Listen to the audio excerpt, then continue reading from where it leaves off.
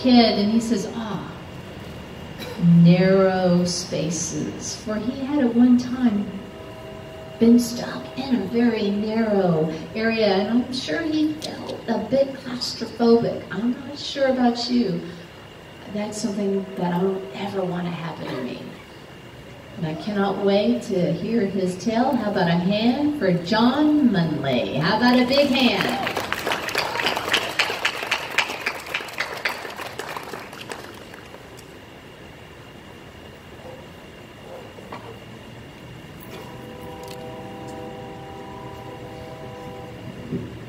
Well, as Sue told you, my name is John, and I actually grew up in Pennsylvania, but my family comes from a small town in northwestern Ireland called Bangor Erris. It's actually a village, it's not a town. And the way the village is set up is in the north of the village is an old 500-year-old Catholic church. And it's been said that the stone for this church was carried by donkey cart all the way from Connemara up through the north of Ireland to Bangor Erris. Down from the church, but way down, is the town.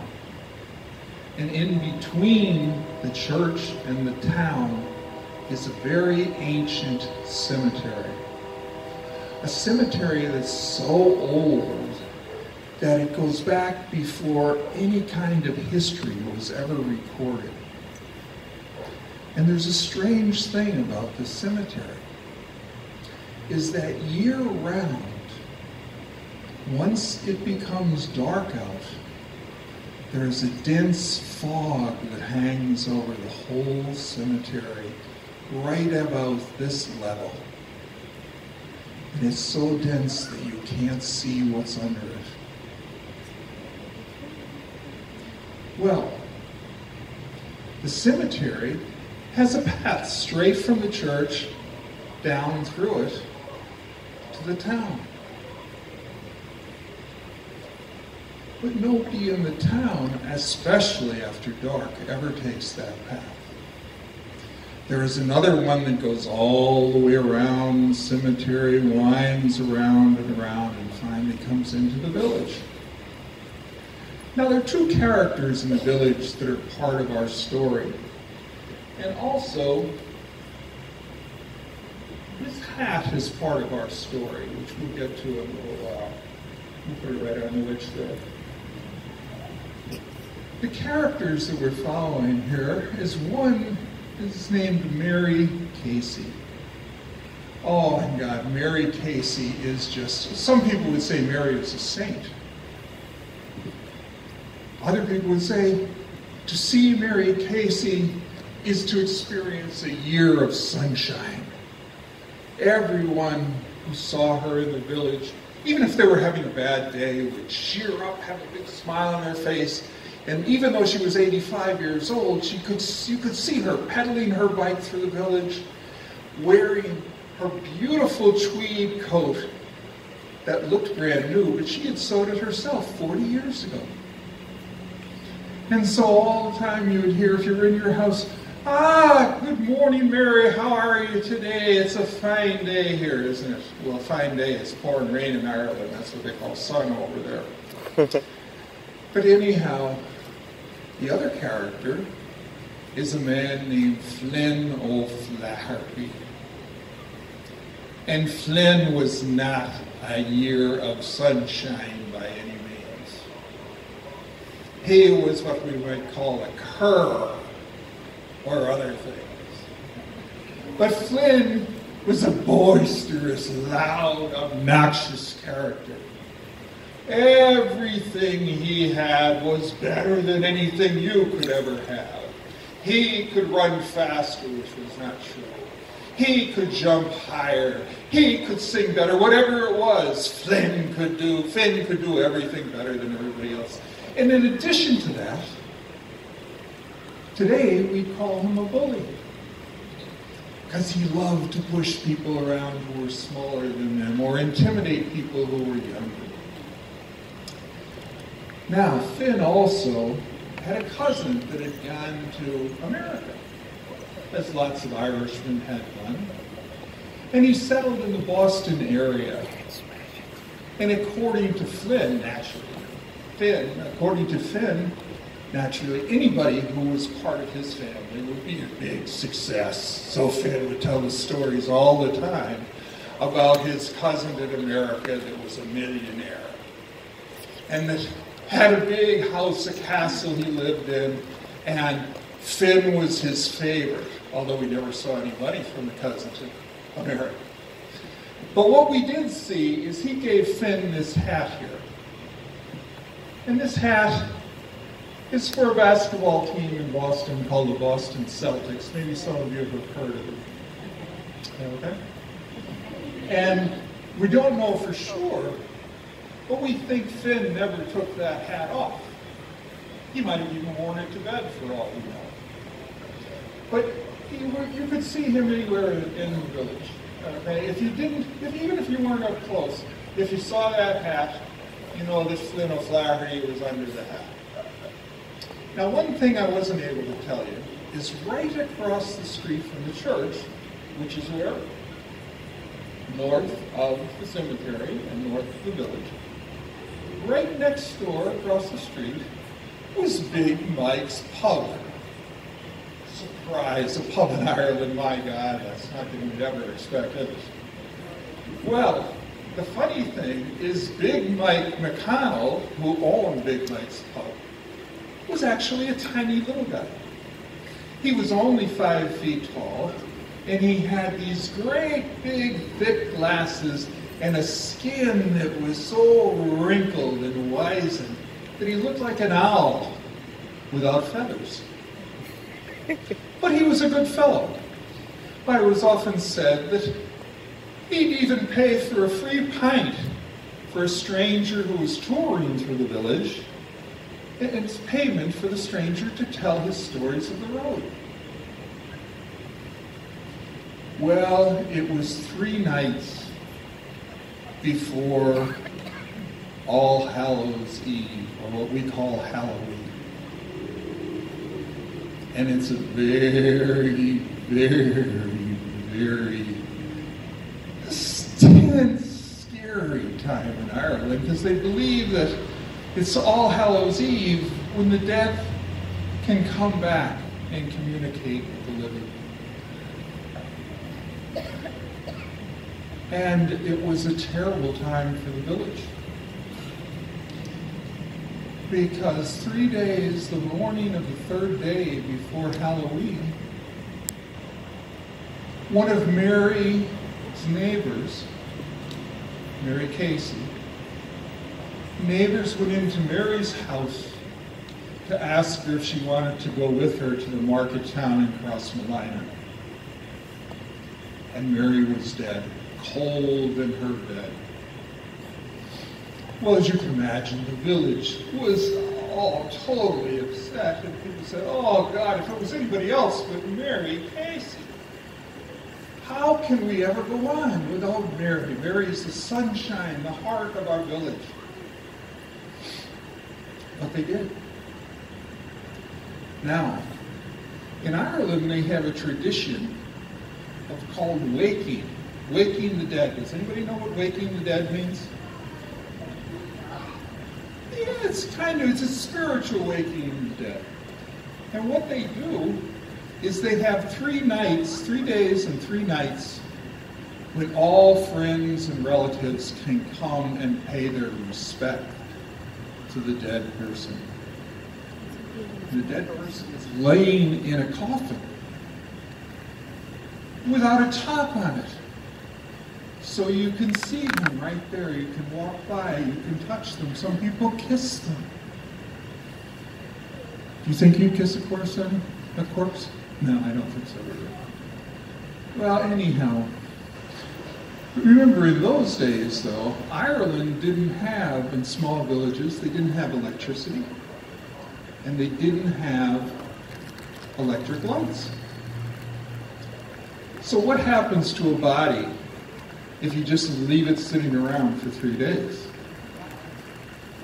Oh, gets a little bit ripe.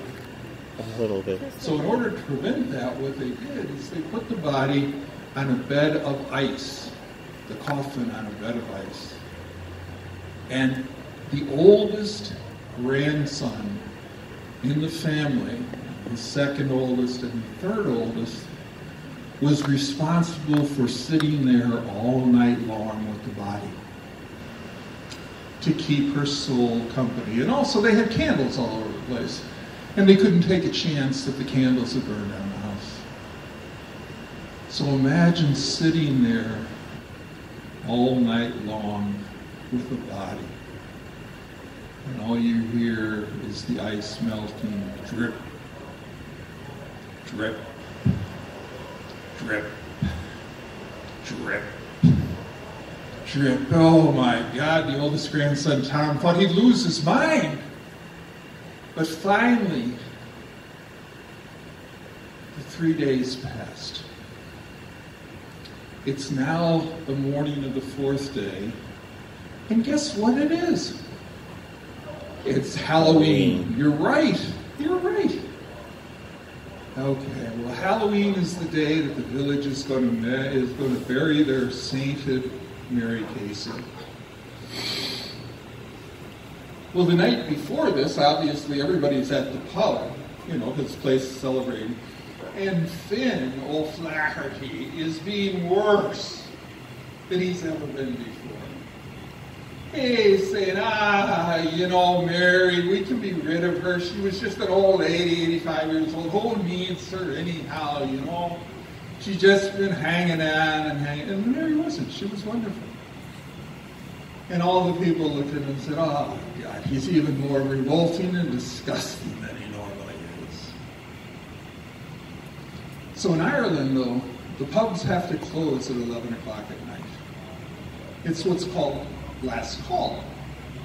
So last call means drink up, drink another one, and get the hell out. So 11 o'clock comes. Big Mike, who's really little, says, last call, everybody.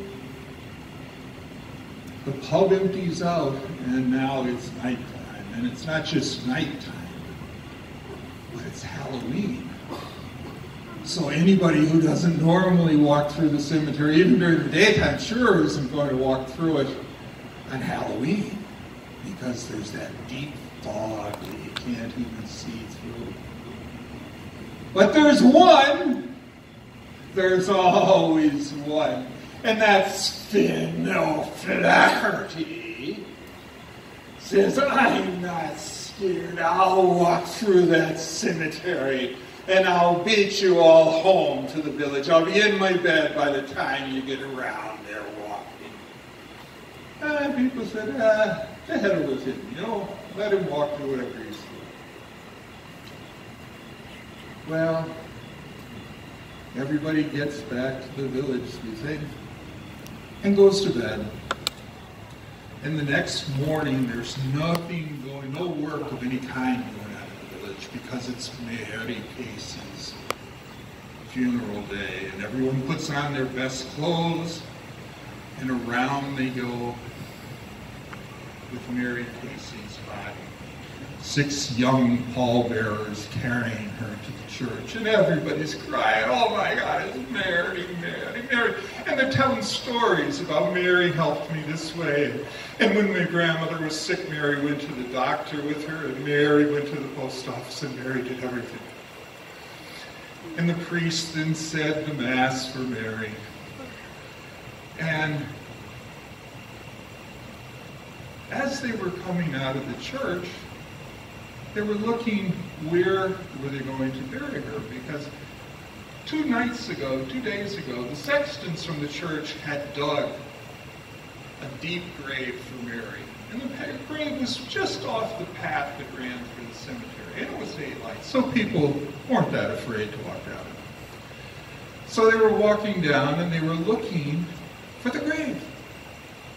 And how would you tell a grave had been dug? Well, you'd be looking for a big mound of dirt next to it, right? Well, they looked, and they looked, and they couldn't find a big mound of dirt anywhere. Suspicious. But they kept walking down the path. And as they got to about the middle of the cemetery, they saw a grave, but it wasn't open. It was just dirt that filled in. Someone had filled in a grave, and there was fresh dirt on top of it. And oh my God, the sexton said, who did that? Who filled in the grave? Who Mary's grave that we had ready for her? And we looked, no one else did it. So anyhow, they came off the road, or the path, and there were two things sitting on top of that fresh dirt. There was a pumpkin that somebody had carved in a very grotesque way. It was scary and looked like it had been tortured to death, the poor pumpkin. But sitting on the pumpkin's head was this cap. Now, does anybody remember whose cap this is? Yeah, Finn O'Flaherty. Finn O'Flaherty. Oh, well, nobody knew what was going on then. So anyhow, here's Mary. The pallbearers are holding Mary. The whole village is lined up behind her. And the priest says to the sexton, well, dig out the grave. We've got to bury Mary. So they dig it out. They dig. And they get down to the level that they had dug out before, and there's nothing in there. So they put Mary's coffin in the ground. They cover it up. They say the prayers, and everyone goes back to the village. But as they're going back, people notice that Finn O'Flaherty isn't with them. And they begin asking, did anybody see O'Flaherty this morning anywhere? He was at the pub last night. Anybody see him on the way? Oh, no, we didn't see him on the way home because he walked through the cemetery. The next day came and still no O'Flaherty. The day after that came and still no O'Flaherty. And sooner or later people couldn't explain it and they just gave up. He wasn't a very popular guy anyhow. But now, a year had passed, and it was All Hallows Eve again, the night before Halloween. And the people in the village were out doing trick-or-treat like we do here, and going from house to house, and the children collecting candy. And all of a sudden, everyone heard at the same time the most blood-curdling scream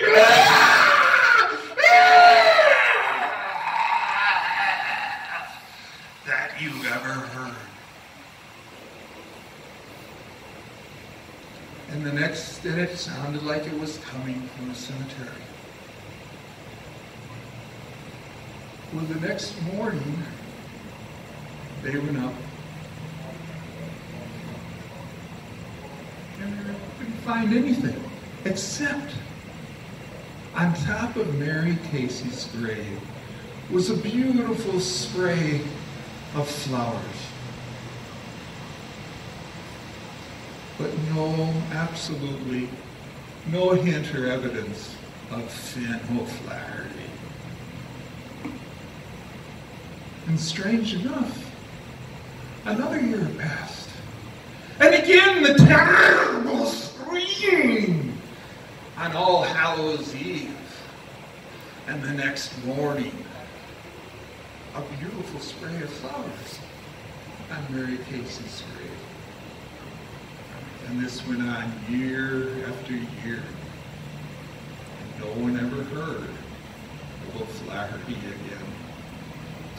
Now, one thing I'd like you to do, since we're pretty close, on Wednesday is Halloween, is I want you to raise your hand and take the Halloween safety pledge. Are you ready? Repeat after me.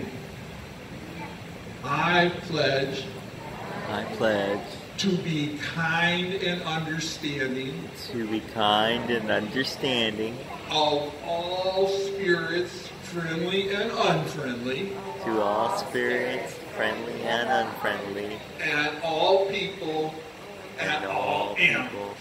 And all animals. And for this, I I expect to be safe expect to be safe for every Halloween there for the rest of my life.